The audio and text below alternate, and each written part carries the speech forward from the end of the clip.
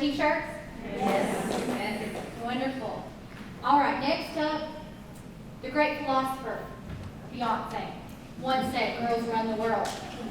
But it seems to be lacking when it comes to leading departments, companies, and corporations. That's not because we can't. It's definitely not because we don't want to. So why is that?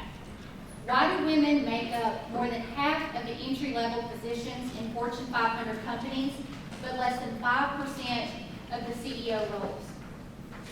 Our next speaker, Pruitt-Haynes, believes in large part it's because of the miscongeniality complex. She will discuss what that is, how it affects most of us, and most importantly, how we banish it and create the professional and personal lives we want. Let's welcome Christy.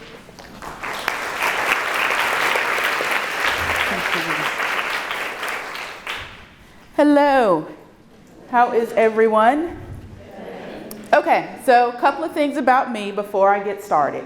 First off, I am a native Nashvilleian. I consider me that very special. Thank you. Oh, we're dressed alike. I like y'all with great colors. I have great fashion sense.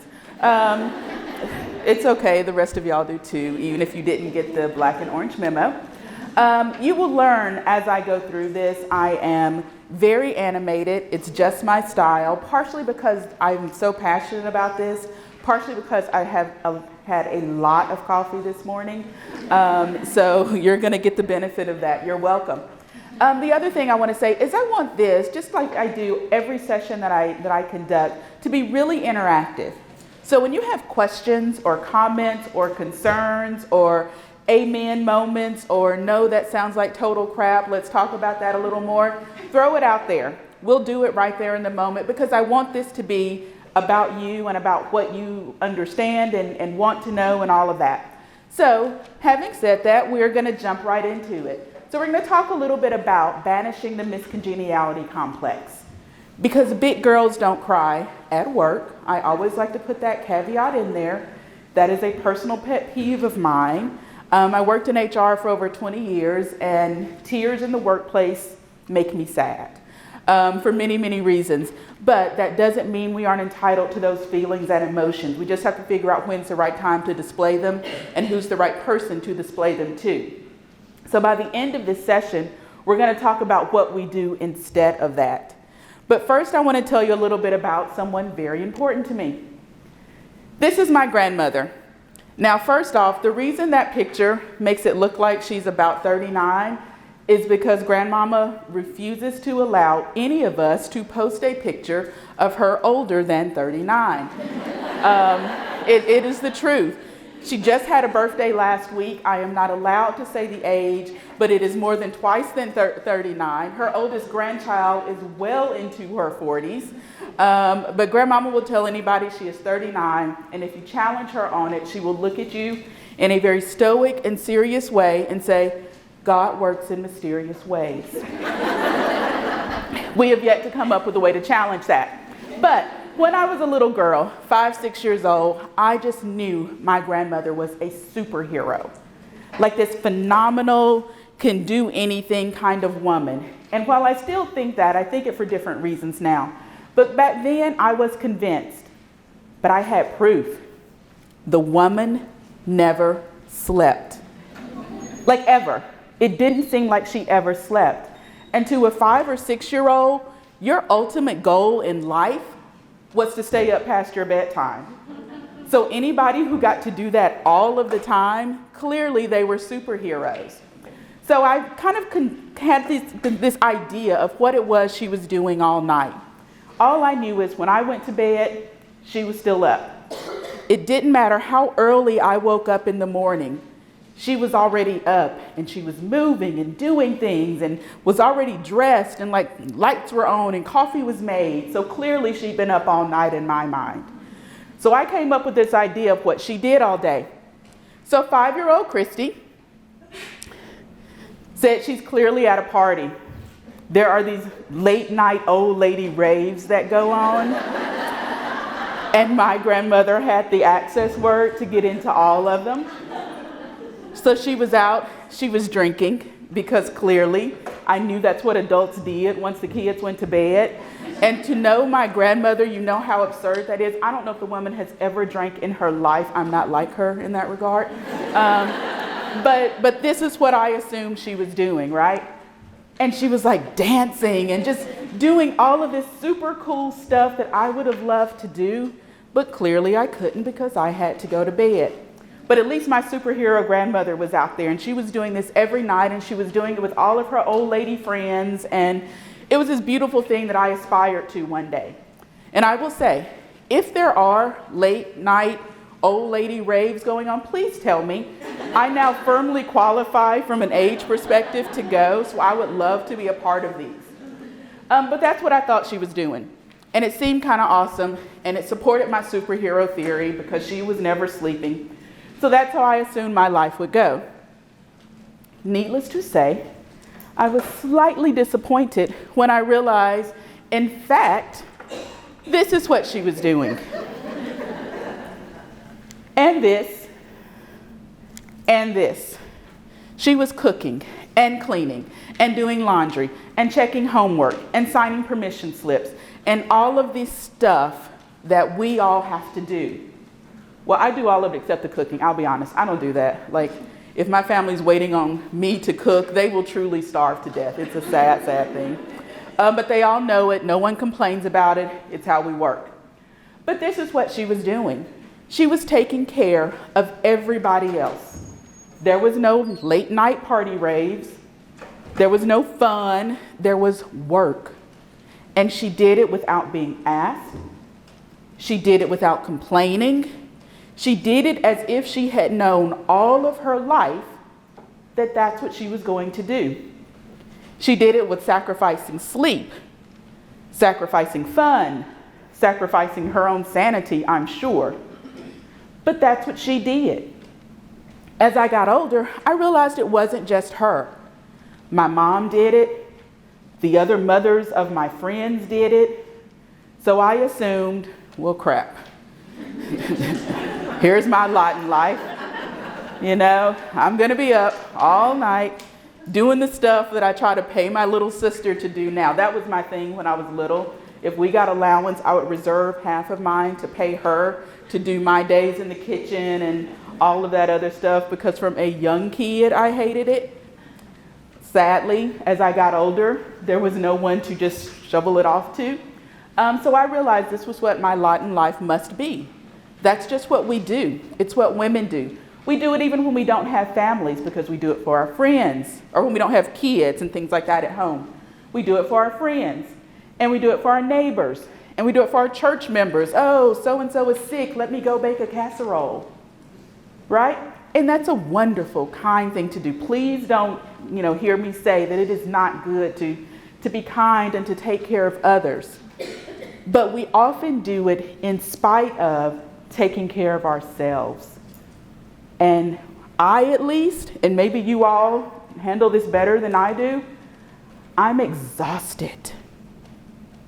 I am literally exhausted because I do it in my personal life. And for a really, really long time, I did it in my professional life too. And we're going to talk about what that looks like. So I said, okay, here's what I'm going to do. I'm going to cook, I'm going to clean, I'm going to do all this stuff. I'm not going to these late night parties because apparently they don't actually exist. So I started thinking, so what does that mean? How do I describe myself? Am I just a cook and a taxi cab driver? And my daughter's 15. So we're a month away from her getting her driver's license. So while there's a part of me that is thrilled about that, clearly there's another part of me that's like terrified and wants her to go back to this toddler stage. But at least for the next month, I am still the designated Uber driver, right? Does anyone else do that? You plan your schedule when you get your hair, I don't have to get my hair done, but you plan when you do everything else around. Okay, soccer practice gets out at 4, and dance class doesn't start until 6, and my husband needs to do this, and my wife needs to do that, and oh shoot, I told my mom I would take her shopping. And you run through everybody's calendar, and then you realize, I have got 27 free minutes on December 7th, 2022, and I'm using that time. Like I am scheduling it in right now in ink. It's what we do. So I started thinking, how do I describe myself? Who is Christy Pruitt-Haynes? Well, I'm a mother, clearly.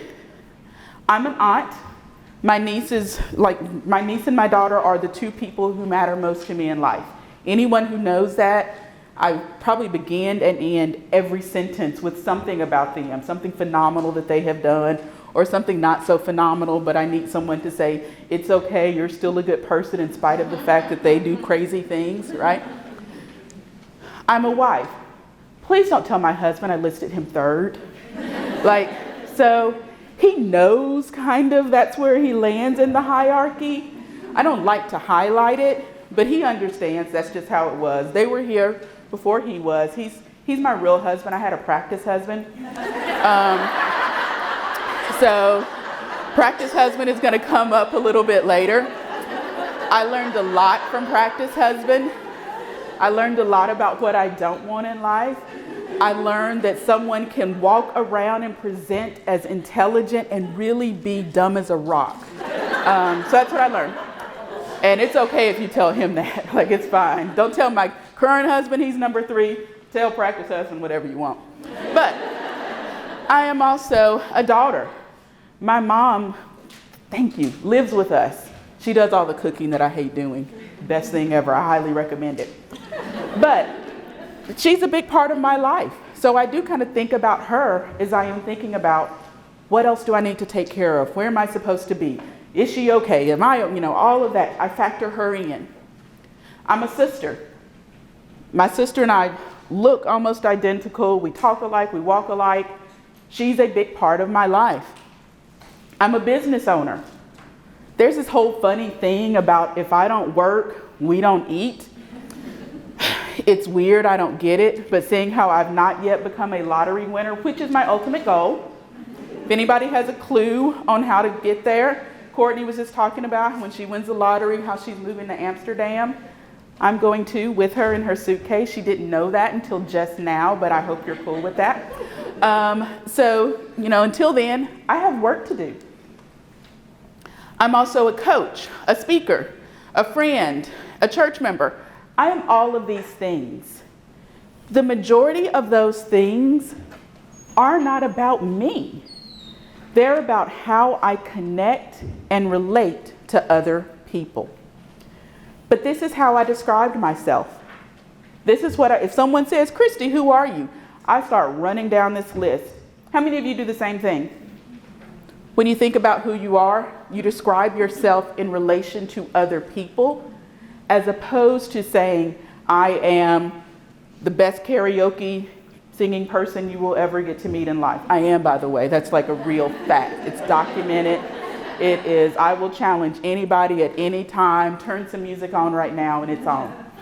But this is what we do. We describe ourselves. We attribute our importance. We attribute our worth.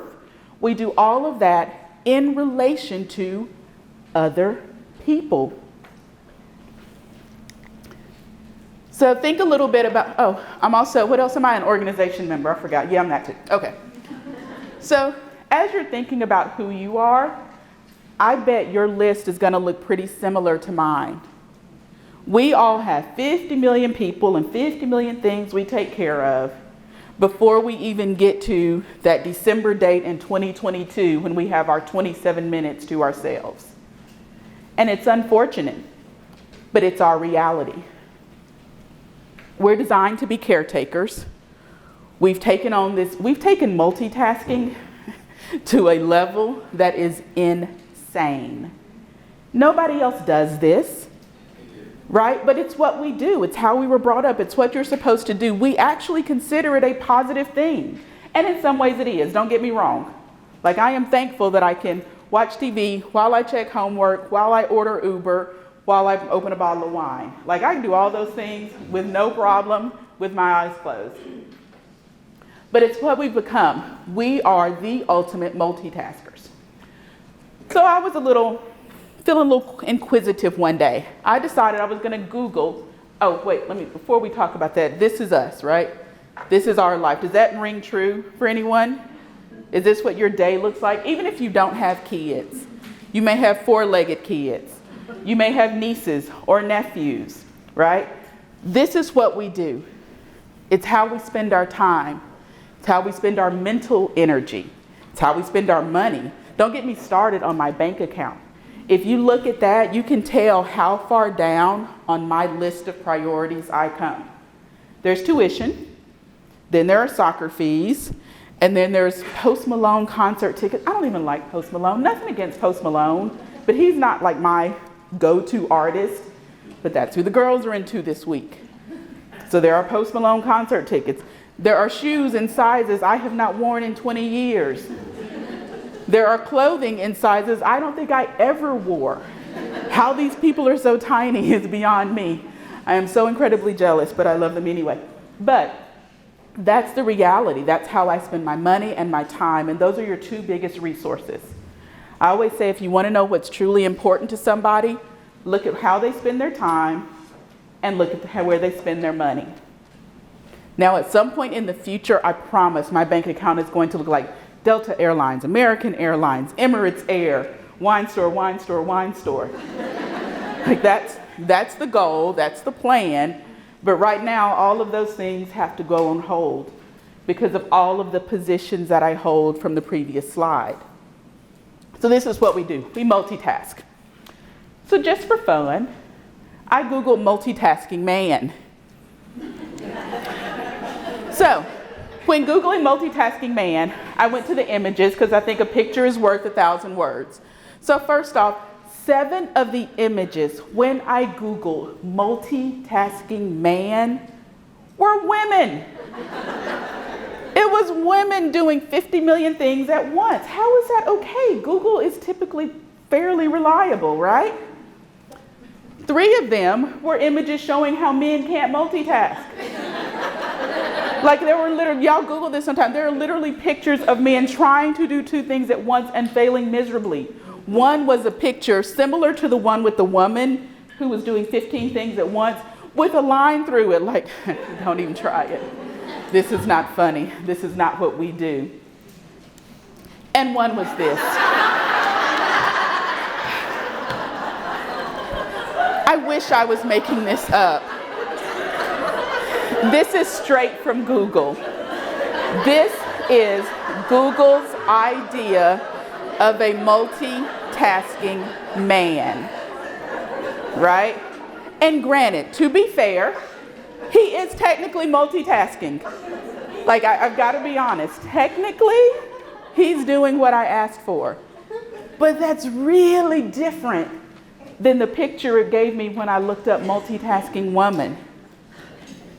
I aspire to this level of multitasking. One day, this is going to be as much energy as I put towards anything. That's going to be like this is going to be the exciting point in my day, right? And when it gets there, I'm going to be on Instagram and Facebook and everything. I'm like, y'all, the high point of my day, I got to sit and watch Netflix videos while I sat on the toilet. And it was downhill from there. Like that's what I aspire to. I aspire to their life. But I don't have it yet. So I wanted to know why. Why is it that when you look at a multitasking woman, it is somebody with 8 arms doing 15 things, and when you look for multitasking men, it's this? A lot of it goes to, like everything else does, how we start off in life. What we start off with as children. Now, we've already talked about the late night partying, old lady raves that don't actually happen, but it's the women up doing work. A lot of us observe that. Even if we weren't conscious of it, we passively saw. In most houses, the female's the last one to turn the lights off and the first one to turn the lights on. And again, this is not everybody's experience, but it's fairly common. So what other things do we observe as children that would possibly get us to become these multitasking, caretaking, do for everyone before we do for ourselves kind of people? Well, boys, when they are little, they play with action figures. It's G.I. Joe, and they're fighting, and they're doing all of this stuff, and it's active. And it is not about taking care of someone else. It's about movement and energy and doing things that make them happy. And they hand us a baby doll. to take care of.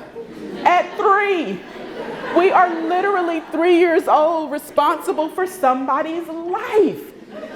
It's ridiculous, but it's what we do. We are changing her diaper and we're feeding her, and we got to make sure she's sleeping okay. And then when we go to school, we obsess over who is taking care of my baby doll. And from a very young age, it's how we're taught. Boys get to go outside and they run and they jump and they play in mud puddles and they do all this stuff and they skin their knees, and it's just boys being boys, and that's what they do. Whereas we sit inside and we learn how to braid our friends' hair. Useful skill, you know, I'm not saying it isn't, and it can even be fun, but think about how we encourage girls versus boys and how we tell them to spend their free time, and not even just us, just society in general. There's a huge difference. Boys get to play the all-American sport of baseball. My niece loved baseball, and she was phenomenal at it. Best kid on her team. We literally called her the home run kid. She could outswing, outbat, outrun, outpitch any boy. And then she turned 12, and they forced her to transition over to the kinder, gentle version of baseball. They literally call this softball, y'all. Like it's soft because we're girls, so that's what we have to do. So even when we play, even when we get in sports, we get a name like softball. And nothing against softball. It's a great sport, but words matter. And what you call things matter. And I have heard little boys say, "You're a girl, you can't play this, you have to play softball." Again, I'm not against the sport, I'm against the concept that we don't get to have that choice. But fear not. Don't worry. America rewarded us. The world said, "Women, we see what you do. You stay up, you take care of everybody, you are multitasking, you are doing all of these things. Fear not. We're going to give you the Miss Congeniality competition." Now, first off, before I even explain where this came from, has anyone ever heard of Mr. Congeniality? No, it doesn't exist. So Miss Congeniality was created many, many years ago by the Pageant Association to reward the contestant who was the kindest, who was the person who, before one of her competition went out on stage, she would look at him and say, "Oh, you got a little lipstick right here." Or "You got a butt cheek hanging out that swimsuit a little too low." It was the person who took care of everyone else. It's all the contestants vote on her, and it's the one that they feel like is the nicest person there. Do you know, in the history of beauty pageants, there has never been a Miss Congeniality who won Miss America. The entire reason the Miss America organization created it, and I'm not anti-Miss America, please don't hear that, but the entire reason the Miss America organization created the Miss Congeniality competition is they knew the skills that that contestant exhibited, the skills that it took to take care of others and to be nice and to be kind, did not coincide with the skills it took to win. So think a little bit about what they're actually saying. The way we've been conditioned, and we've talked about how women have sort of been conditioned in this way. The way we've been conditioned to take care of others, to think of others before self. How many people have been told, "Oh, you're just so nice. Oh, that's so sweet. You're so humble." I hate the word humble. Thank you. See, she was listening when I said, if you have an amen moment, please speak up then. I do. And I understand the idea of humility. I don't think anyone needs to walk in and immediately announce, "I am the smartest, wisest, best person in the room." But sometimes you are. And when you are, own that. Like, for whatever reason, I was double dipped in the confidence bucket. It has not always been a gift, but I've learned to roll with it. I live with my toe on the line of cocky, and I love it. But so many women are conditioned to not do that. We're all of the things that Miss Congeniality exists for.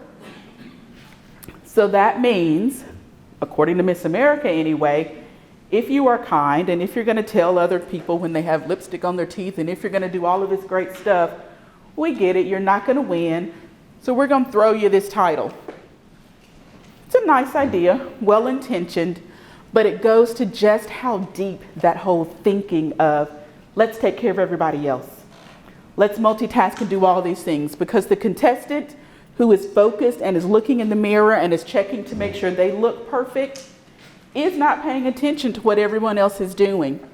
There was a meme, a picture I saw several years ago of Michael Phelps, the swimmer, Olympic swimmer. And it's him, and he's in his lane, and there's another contestant next to him, and I don't remember that contestant's name, but he lost, so we're gonna say it's unimportant. But the whole meme is Michael Phelps, you see him looking straight ahead, and he is focused, and he is swimming.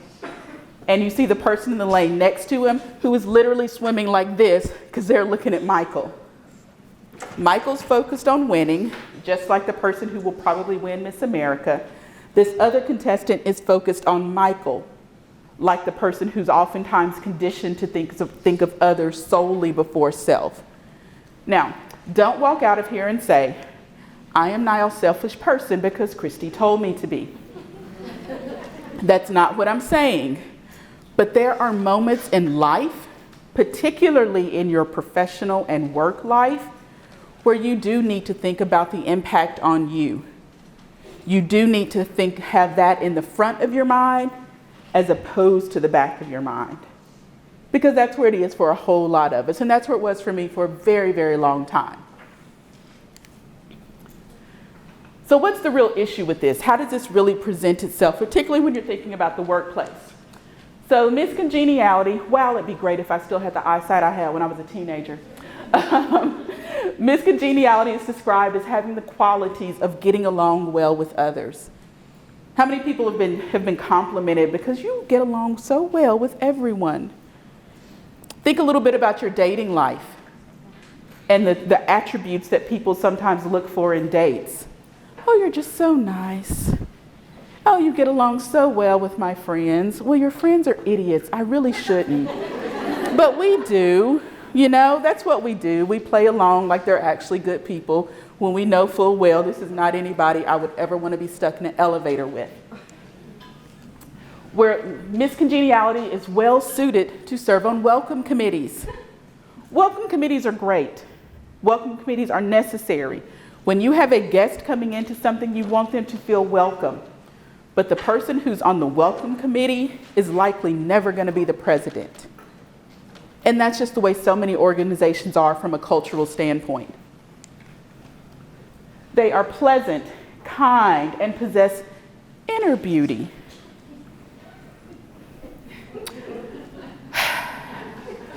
I have moments of pleasantry throughout the day. I have sporadic moments of kindness. Now, I'm actually a nice person. I really do believe that. I'm a nice person. But this whole inner beauty crap, like, am I beautiful on the inside? Yes. But I kind of look freaking amazing on the outside too. But so many women are taught and conditioned not to own that, because when we own it too much, then there's a whole nother set of words they use to describe us. But I have yet to hear a man talk about his inner beauty. Because they don't care. We are agreeable. We go along to get along. We don't start trouble. We don't want to ruffle feathers. I know a lot of people, both in professional and personal situations, who stayed in a terrible situation much, much longer than they should have, just to avoid the conflict. Just to kind of be that agreeable person. I don't want to rock the boat. I'm just happy to be here. And I've been that person. And when I walk away from that situation, I look at myself and think, shoot, you should have done something differently. You missed a moment. I look back and I don't feel good about the interaction I had. And I'm not saying be the bull in the china shop. Like there's a line for everything. But you shouldn't always be the person in the workplace making the compromises. You should not always be the person in the department head meetings taking the notes. I'm going to say that one more time because that's another personal pet peeve of mine. I started going to meetings and deliberately not taking pencil and paper. Some people thought, well, what is she going to do? I'm going to listen and I'm going to pay attention and I'm going to contribute because I'm actually there to contribute. Because without fail, when I was in a meeting with my peers and I was the only woman, if there wasn't an admin there that was sort of assigned to take notes, they would look to me, hey, Christy, do you mind taking notes? And the first time I'm like, no problem. Because I'm thinking next time it's going to be Todd or James or John or whoever that you're going to ask. We get around to the meeting next week. Christy, do you mind taking notes? A little bit, but okay, I'll do it. By the third meeting, I show up with no paper and pencil. Christy, you mind taking notes? Can't do it. I don't have anything to write with. So they got someone else to do it. Oddly enough, by that fourth meeting, somebody's admin showed up and was taking notes. That would have never happened had I continued to be that agreeable person. Because what happens is when you're taking notes, you're not participating in the same way because you're paying attention to what's being said so you can make sure you capture all of the ideas correctly. I was being agreeable and it was costing me the ability to fully participate in the meeting that I was supposed to be participating in. I relegated myself to a back seat that I was not comfortable sitting in and that I had earned the right to no longer sit in. But they didn't have any problem putting me there, and clearly I didn't have any problem taking it.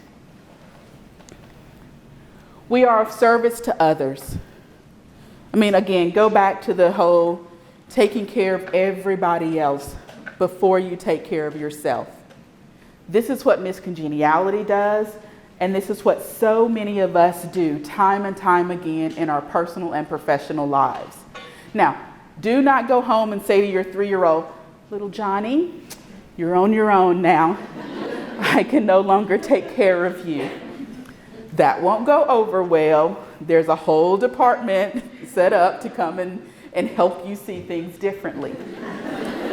So don't do that. But in the situations where it's appropriate, particularly in the workplace, don't be the first person going by the company break room and saying, oh, they've left all these dishes in the sink again. Well, let me just go and clean this up. Unless that's part of your job, and unless you see everybody doing it, don't automatically put that on yourself. Because someone will see you doing it, and they will think that's your job. I remember I worked in HR for 20 years before starting my own organization.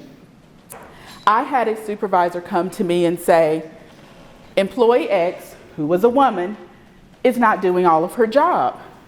Like, oh, let's talk about this. Let's figure out a way to get her where she needs to be. She's not cleaning up the meeting rooms after we have our departmental meetings. So I sit there, I pull out her job description. I'm like, boom. I didn't know that was part of her role. This person now, she's a manager. She has people who report to her, but she's the highest ranking woman in that department at the time. And I said, that's not part of her job. Well, she used to do it. It doesn't make it part of her job. I used to like you, and clearly now I can't do that anymore, right?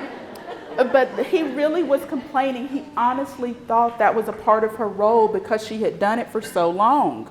So when she started focusing on her actual job, he saw it as a negative. And had another person been sitting in my seat, they may have taken it as one. Again, that's what we do. We take care of others. So how does this show up in your professional lives? We don't negotiate salaries. The moment of entry into a new organization is the moment that you have the biggest negotiating power. Because they've gone through all of this time to find the person for that job. And there are so many women out there, and to a lesser extent, they're men too. People in general, I think, don't quite negotiate enough, but this really affects women more than anyone else. I'm just so glad they gave me this opportunity. They didn't give you anything, you earned it. You proved to them that you were better than the other people they talked to, better equipped for that role. So they weren't just handing you something to be nice. You worked hard, you proved you were ready for it, and you earned it. But, well, you know, if I push back too much, they may rescind the offer. Is there a remote possibility that that could happen? Absolutely. But it doesn't happen frequently because they don't want to start that process over again.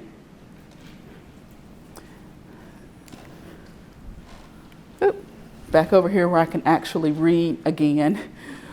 Volunteering for assignments. So let me talk a little bit about what I mean here. How many organizations have a company holiday party? Do most companies do? And oftentimes, unless it's a really large company, there is not a definite department responsible for organizing that. Now, in really big companies, there usually is an events department or something like that. But in small to mid-sized companies, there usually isn't. The majority of the time, they're going to task a woman with that. Nothing wrong with that. In general, you're being a team player. It's important for the organization. It's a part of the culture of the company. It's all of these good things. But while you're planning the holiday party, John is introducing his idea to boost revenues by 15%. So when it comes time for promotion, do you think they're going to give it to the party planner or the revenue booster? We only have so much time in a day. Be strategic about how you use it. Same situation with a coworker who's going to be out for a long time. Help that person out. Let them, try and take on pieces of their job, but not to the point that it's just assumed anytime the receptionist is out, then we know who's answering the phones. If that's not the level that you're at, don't automatically volunteer to do that. Again, I'm not saying say no to everything. Be very, very smart and very strategic about the things that you volunteer to do, but be just as smart and just as strategic about the things that you say, I would love to, I don't have the time. And we're going to talk in a little bit about how to say no to those things so it doesn't seem like you're being the company witch, because we all know we can be labeled as such. Bless you. Baking cookies instead of buying them. How many people have kids? Show of hands if you have kids. All right. You all may be better people than I am. So let me preface it by saying that you very likely But folks like me would see this whole school bake sale coming up. We have a fundraiser. We have a Halloween party. We have a Valentine's Day party. And I would see these women, and again, it's typically the women who stay up all night baking cookies and decorating boxes and doing this and doing that, because to them, that's what's expected. The reality is, I have yet to see a 5-year-old complain about where their cookie came from. Like, they just want the cookie. Honestly, you could hand them a pile of sugar and they'd be just fine with that. Like, you don't even have to go through the whole baking part. But we put these things on ourselves. It's a reflection of how good of a mother I am. And if I go and buy these cookies and show up with store-bought cookies, clearly the world will end as we know it. It's not how it works. I have no issue buying. Honestly, if there's a sign-up sheet, I'm taking paper towels, napkins, and paper plates. Like, that's my level of contribution. What I would prefer to do is just send a check-in, because I grocery shop by Instacart. So even the idea of thinking, I've got to go to the store to get this stuff is a lot. But we put this stuff on ourselves, and we allow other people to say, oh, so those look a little store-bought. Look like a cookie to me. But that's the kind of things that we do. And again, it's not just about cookies. It's about how we spend our time and what we do and what we say yes to and what we say no to. Not holding others accountable. So miscongeniality is clearly too kind to ever say to someone, yesterday you said that you were going to fill in the X and you've not done it.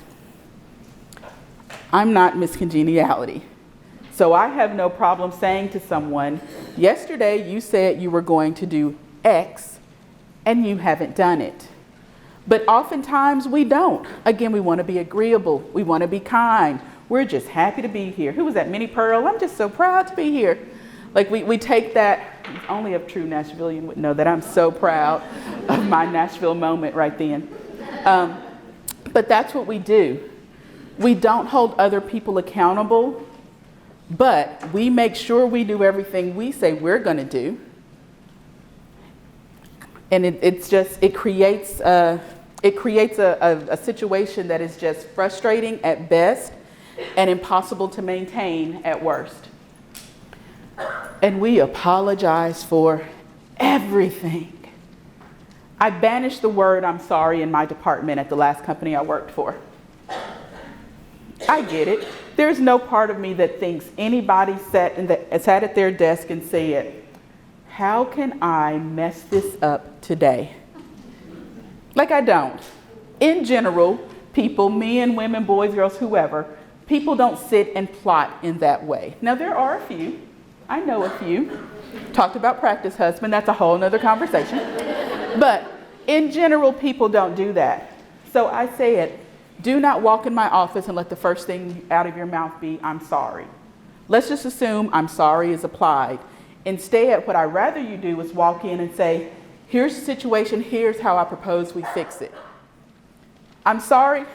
It's one thing in personal relationships. If you screw up, own it, but in that case, it still only works if you actually change the behavior. My practice husband was sorry a lot. He never changed anything, hence the reason he is no longer around. But we, as women especially, we start with "I'm sorry" so often. It's just conditioned in us. We do it to our kids. "Now, did you apologize?" And I'm not saying don't teach your kids to apologize. When your children do things, or nieces, nephews, even your dog, if your dog has an accident on the floor, then he needs to feel a little bad. But what you actually want is the altered behavior. "I'm sorry" in and of itself doesn't change behavior.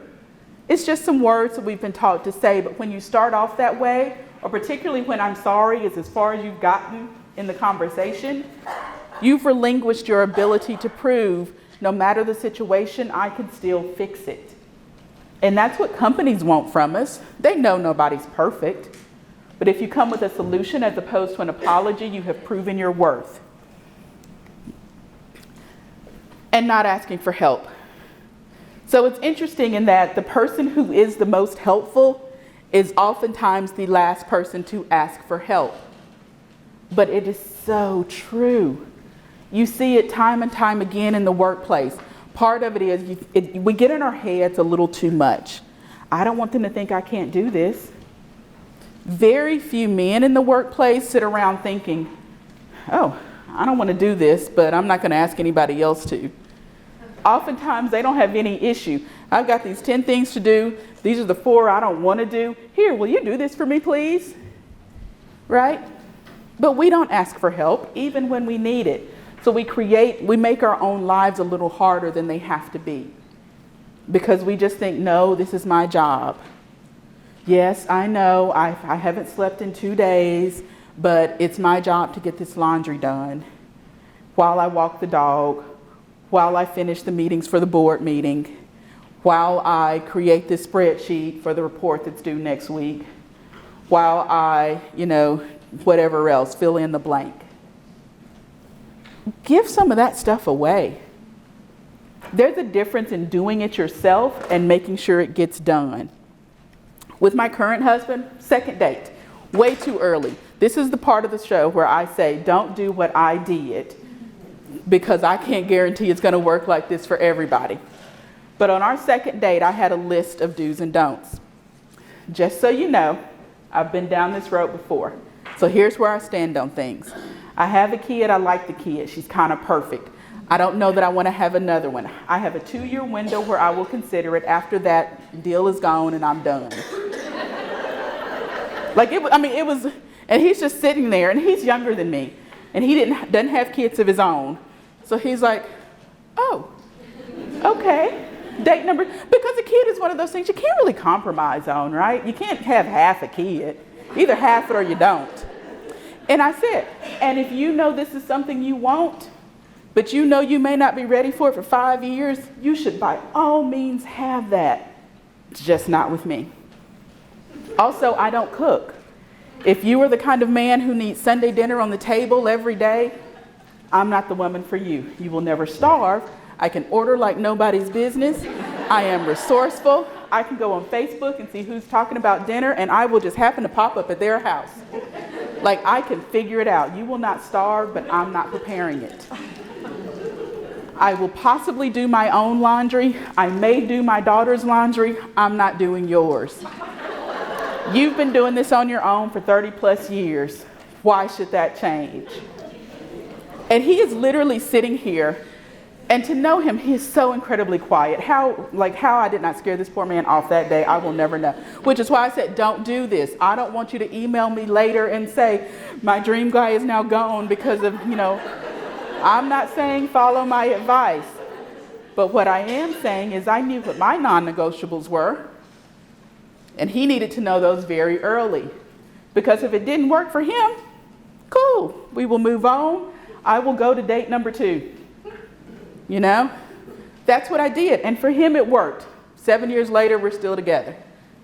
God love him. Like, he is a better man than I am, I'll be honest. But I told him up front, there are going to be some things I need your help with. On this same date, I said, I have night blindness. I can't drive at night. So if we get married, you have to drive everywhere we go if it is after 5 o'clock, 3 o'clock in the wintertime. Like, that's just how this goes. He's like, okay. I was like, no, I'm serious. If I wake up and I was like, oh, I really want ice cream right now, I'm going to look at you and I'm going to whine about it until you get up and go get it because I can't. It's like, these are just things you need to know. So I knew I needed to ask for help on some things, and he needed to know up front what those things were going to be. So in the workplace, so many companies, we talked a little bit about that whole not negotiating salaries and things. You'll see a lot of men in particular go in and say, I want a pay raise, and here is why, and here are the 15 things I did to do it. Now, he probably only did 4 of those, but that's neither here nor there. Or I want a promotion, and here is why, and here's the 7 things I did to justify getting that. But for some reason, when it comes to women, there are so many companies who think this is all we want. Just tell us thank you. Oh, they were so appreciative. I got the nicest thank you card. Oh, they gave me this bouquet of flowers. I'm allergic to flowers. Like, flowers don't pay the bills. My kid has this long list of colleges she wants to go to, and none of them are cheap. Flowers won't get her there. But so many times we are okay with thank you as opposed to the more tangible things. So I can't blame a company if I've given them license to do that. And that's in, again, personal life, professional life, whatever. I can't blame anybody for treating me the way I allowed them to treat me. So, how do we move from taking care of everyone else to taking care of ourselves while still handling the important stuff and not losing our minds? And I think that last part is kind of the caveat that's really important. Because all of this stuff that we've been doing, it really is important stuff, and it's still got to get done. And we have to find a way to make it work while we are still taking care of ourselves and not going crazy in the process. So hopefully each of you got one of the sheets that were out front. If not, you can just jot some things down on a piece of paper. The first thing I want to talk about is establishing your absolutes or your non-negotiables early on in your professional time with an organization. Ask yourself, what matters most to you? Because not everything matters. There are some people who are purely driven by money. You can call me whatever. You can say I am queen of cleaning the toilets, but if you pay me $250 grand a year, I will make that toilet sparkle. There are other people who's like, you know what? I want to be an SVP of blah, blah, blah, blah, blah. You can pay me $5, but the title really matters. Whatever it is, I am one of those. Freedom and flexibility always mattered to me. I'm okay with a little less money if I have the ability to go to my kid's soccer game. Because that was my thing. But if you don't know what matters most, it becomes much harder to negotiate for it or to set up a situation where you can get that. So really ask yourself, what matters most to you? And what's the hardest to fix if you don't get it right the first time? So this is, again, how you determine what some of your non-negotiables are. So I'm going to tell a quick story. When shortly after practice, husband and I split up, my daughter was 2.5, going on 3 at the time. She pulled out a calculator and started frantically hitting buttons. I was like, Christiana, what are you doing? I'm using my BlueBerry to send you an email. Kid could never remember the word BlackBerry. It drove me crazy then. I'm using my BlueBerry to send you an email. Okay. She's like, I'm emailing you to see if we can play. I was like, I'm sitting next to you. Why do you have to email me? Because you pay attention to your email. Yeah. So if you didn't know that a 2.5-year-old could make you feel this big in a matter of 3 seconds, they are great at it. And she wasn't trying to. She was telling the truth. I realized she was what I had to get right the first time. She was what I had to make sure I was doing the best at. I couldn't fix her if I screwed her up. So my goal as a parent shifted. I still had to make sure all of her physical needs were taken care of. I had to make sure I had enough money to send her to the school I wanted her to go to. I had to make sure the kid had a roof over her head, food on her table, all of that stuff. But I also had to make sure I did not screw her up beyond what a therapist could fix in a few years. And that was my goal, because I had to accept I'm not going to get this perfect. I'm going to make mistakes every day. She will tell you I make multiple of them every day. But I try. And I shifted my focus. And she became one of my non-negotiables. So the job I had then, I traveled. First was about 10% of the time. Then it was 25%. Then it was 40%. Then it was about 50%. That was a lot of time to be away from her and away from my niece. So one of the things that I started doing, it became one of my non-negotiables. I get it. I have to travel sometime. I don't travel on their birthdays. I don't travel on holidays. Okay. And when I travel, I have to, no matter what meeting I'm in and who I'm with, I have to leave for 5 minutes at bedtime so I can call her to sing the good night song. My boss thought I was kidding. Until we were in a meeting one evening, and our corporate office was in New York, so they were an hour ahead. Kids' bedtime. I'm looking at my watch. I'm like, I'm gonna slip out for a second. And she looks at me, because it was a pivotal moment. And she's like, I was like, no, I'll be back 5 minutes. I step out, step into the hallway, and they can hear me singing. I am singing to my then probably 4-year-old our goodnight song, because I established that as my non-negotiable, and I stuck to it. And that's the thing about non-negotiables. If you say it, you gotta do it. Because when you don't, they now know, oh, this isn't really a non-negotiable. So I didn't say I can't travel, because I knew that was a part of the job. But I knew I could set these parameters to make it work for me. Several months after that, I was in another meeting, and this is one where my assistant was traveling with me. She looked at her watch and looked at me, and looked at her watch and looked at me, and looked around the room, and she finally said, Christy, don't you have somewhere to be? I was like, I love you. This is why I hired you. Because my mind was going, I'm in the middle of this meeting. And as soon as she said that, my boss, who was also in the meeting, was like, just do it here. We will all be your background singers. In that moment, that company probably could have cut my pay in half and said I had to work 80 hours a day.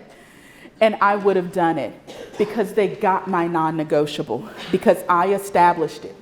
I picked something that I knew mattered to me. I knew it mattered to the one person I couldn't mess up. I knew it still worked for the company, and I communicated it clearly.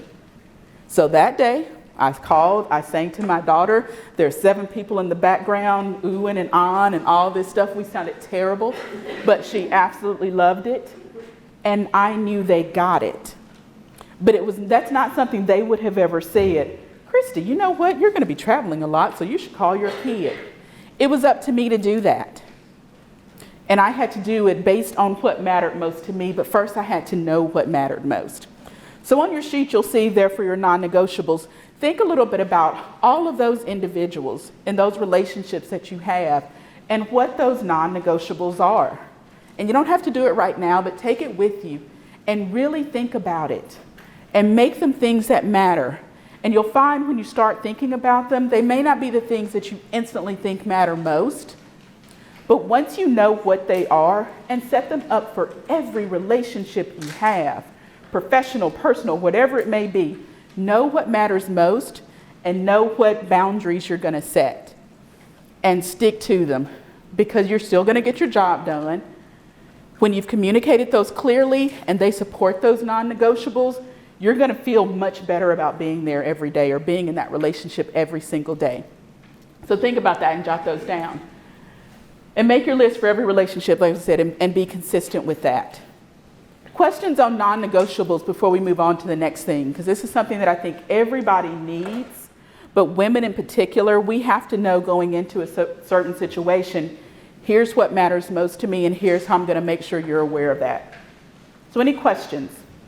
And I have a theory, if nobody asks a question, that means you completely agree with me, and in your mind you're thinking, oh, Christy, you're a genius. Going once, going twice, all right. Oh, sorry. Yes, I'm sorry. And you're like literally right in front of me, and I still did.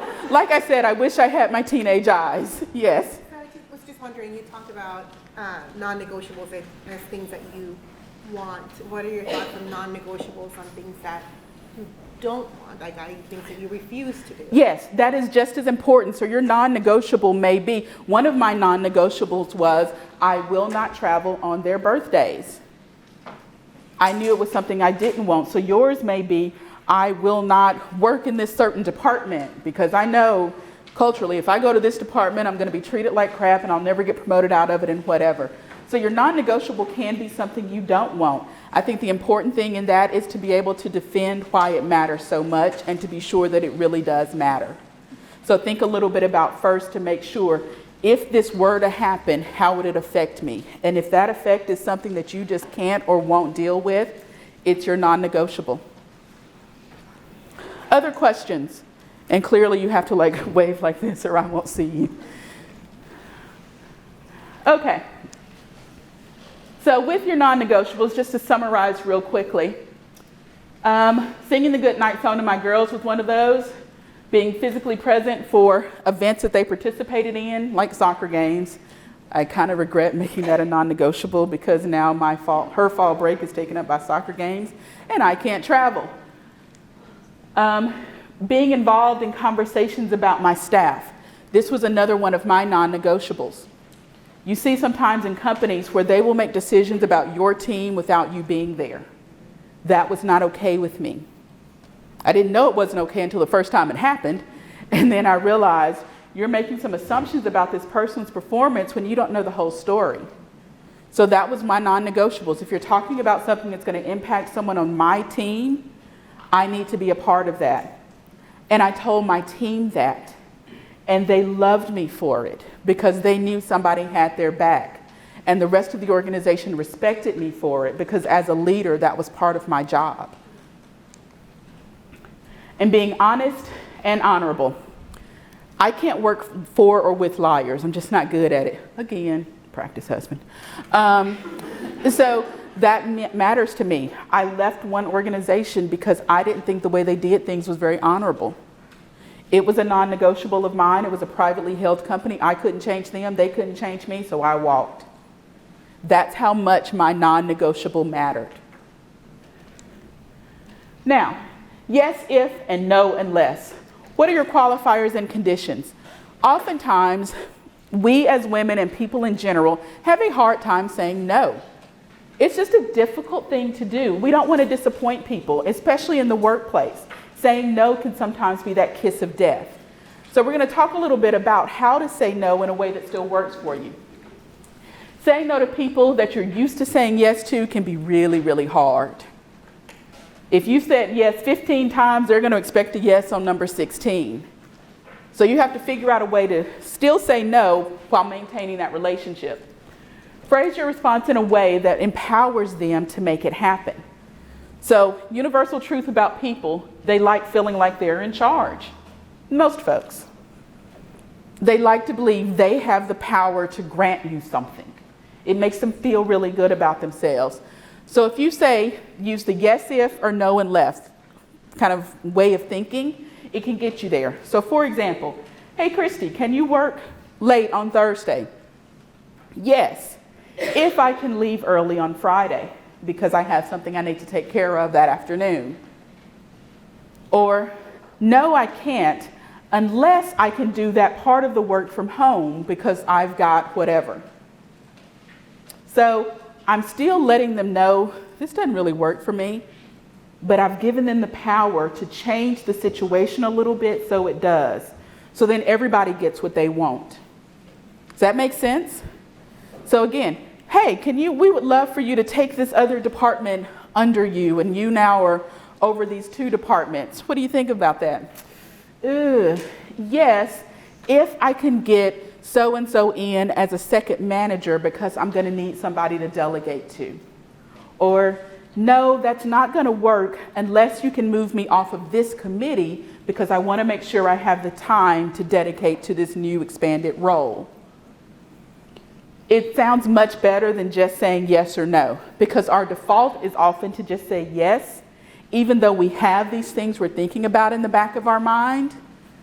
But if you don't put those out there on the front end, you've already committed yourself, right?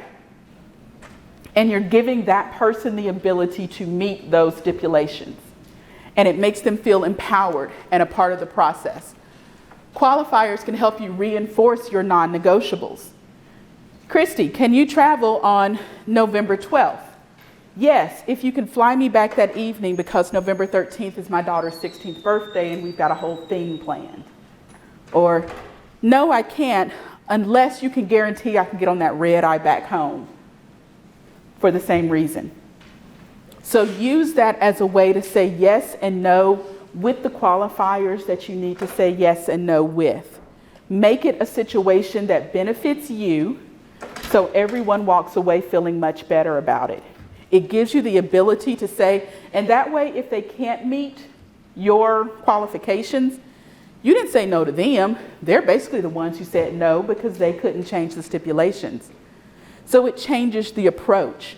It changes the way they think about it in their mind. You tried to do it. I really wanted to travel that day, but you couldn't make it work. It reframes it for them and for you. And sometimes, again, particularly as women, we need a way to say yes and to say no where we still feel good about it, where they don't label us as being negative or being uncooperative or being any of those things. This works in personal life. Hey, you want to go out on a date with me Friday? No, unless you can have me home by 7 o'clock. Or, yes, if you can take me to the Preds game because I've been wanting to go. Whatever it might be. You can use this outside of professional situations because it works in many, many aspects. So yes, I will speak to your organization if you're able to cover my travel costs and speaker's fee.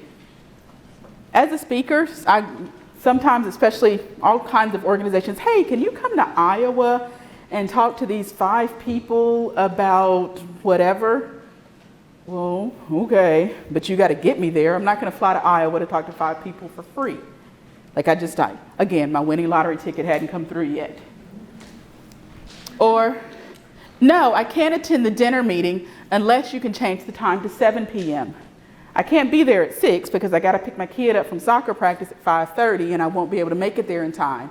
But if you can change it to 7, I am there and I am enthusiastic and I will be, ready to fully participate. I'm empowering them to make it happen, but I'm making sure my needs are still being met. And that's something, again, as Miss Congeniality, we oftentimes don't do. We don't think about our needs. And then finally, I know we're getting close on time. Who will blow your horn for you? So at the bottom of the sheet that you have, it talks about potential sponsored lists. Having a sponsor within your organization is critical. A sponsor is a person who can represent your abilities in the rooms that you have not gained access to. So they're different from a mentor or a coach. Mentors are typically, and oftentimes mentors may be internal or external, and a coach is typically external. They're people that can help guide you along, they can talk about their experiences, they can help you make decisions, all of that. A sponsor is different. A sponsor is someone who knows you, they know your abilities, and they are perfectly and poised to represent you. Courtney Rogers, I am going to buy her a t-shirt one day that says, I am the ultimate sponsor and you suck if you don't know me. Because, and it's true. And Courtney knows, if Courtney asks me to do something, I'm going to start with yes, and then I'm going to figure it out. I have wanted to do, and I will just tell the story quickly, I have wanted to do a TED Talk for a long time, never applied for one, I wasn't ready. I decided I was going to apply next year. Someone dropped out of TEDx Women's last year. Courtney was on the board. She says, hey, I know someone who can do it 9 days before the event. These are talks that people typically prepare for months. Courtney calls, Christy, I've got this opportunity. Do you want it? Yes. I don't even know that she got the whole sentence out of her mouth. And, you don't say no to TED.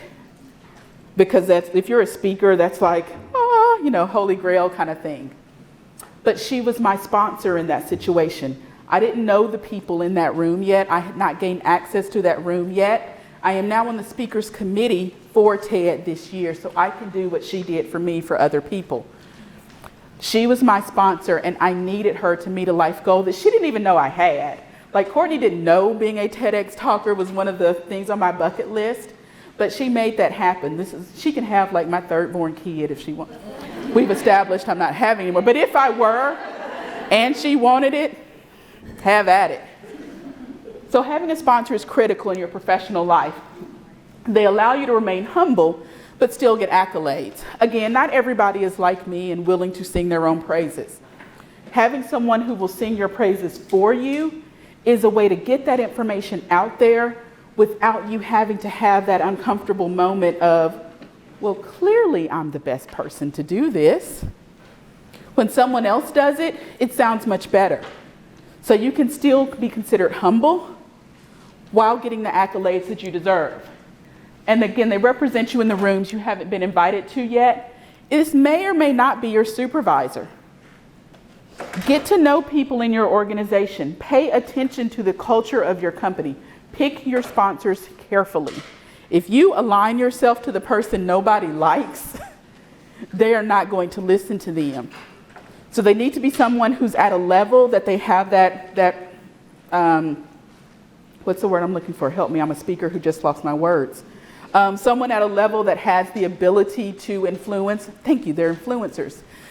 Someone at the level who is considered influential, but also someone that is respected. And they have to be both of those things. And a lot of people say, well, how do I even go about getting a sponsor? People love to be asked for help. It kind of goes back to people like kind of having their ego stroked a little bit. So it can be a simple thing. Hey, Christy, I've really enjoyed working with you. I've watched the way you move through the organization. I would love to sit and talk with you some, learn more about your career path, and see what recommendations you may have for me. Now, you didn't say in that, will you be my sponsor, please? But you've complimented them, so they're going to be more open to it. And that gives you the opportunity to sit in front of them and talk about how great you are at things. So when they say, oh, I did this and did that, look for connections. Oh, I've done that too. That's something I've been wanting to do. That's an area I would love to get into. If you hear of any opportunities, I'd love to volunteer to sit on that committee or whatever it might be. So you're kind of feeding them information about what it is you want without them knowing it. So you're going to be very top of mind for them. So 2 weeks later, when they go to a meeting and it says, hey, we need somebody with a marketing background who's interested in now working in this department, they can say, you know what? I think Christy down in sales would be perfect for this. But again, make sure they are both influential and respected. And if the first person you go up to, if they don't seem receptive, that's cool, find somebody else. Right? Now, what you don't want to do is shop yourself to everyone. You can't be that person. Pick them strategically and really work on developing and nurturing that relationship. Even aside from the sponsorship aspect, you're going to learn more. They're going to learn about you. There's plenty of benefits you will get from it outside of them talking about you. But again, that's one of the things that can propel your career forward without you having to be the one waving the flag, pick me, I'm ready. Right? Questions about sponsors?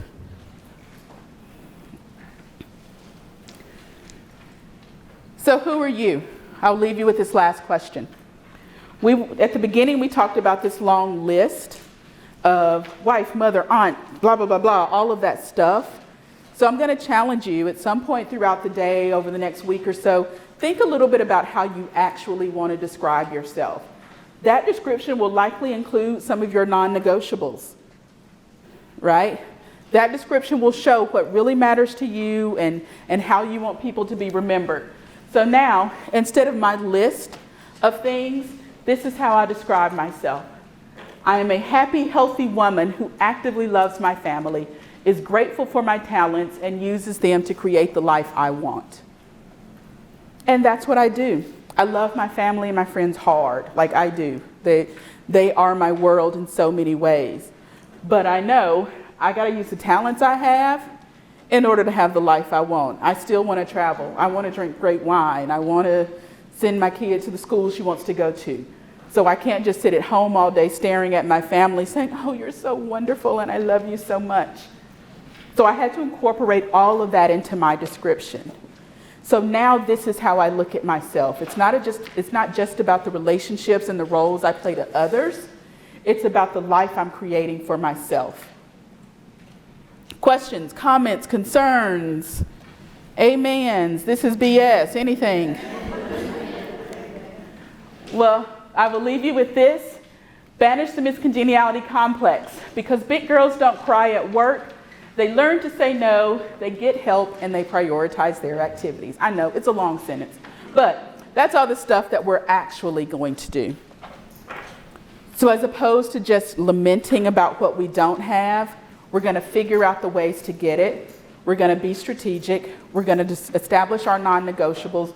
We're going to say our yes ifs, our no's and lesses, and we're going to have the sponsors to help us along the way. So one day we will all aspire to being that late night partying grandmother or being that multitasking man sitting on the toilet. Whichever one rings most true for you, that's where we're all going to get. So thank you very much.